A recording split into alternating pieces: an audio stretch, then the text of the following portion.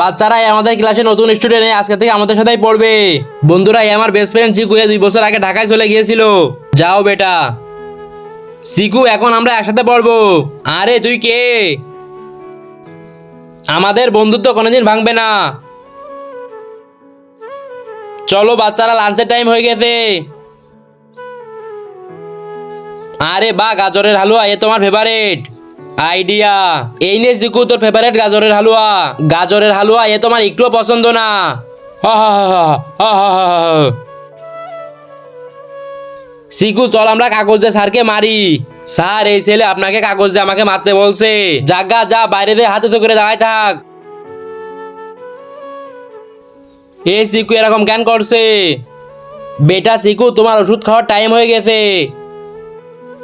Uncle, uncle, আপনি তো চিকুর বাবা, আপনাকে ডাক্তার কি বলেছে? বেটা চিকুর 2 বছর আগে অ্যাক্সিডেন্ট হয়েছিল, ওর স্মৃতিশক্তি হারাই গেছে, এই জন্য কাউকে চিনতে পারছে না।